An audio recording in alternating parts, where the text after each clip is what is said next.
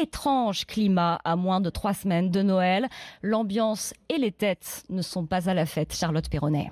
Les illuminations de Noël éclairent la rue commerçante, les sapins en vente par les fleuristes débordent sur les trottoirs.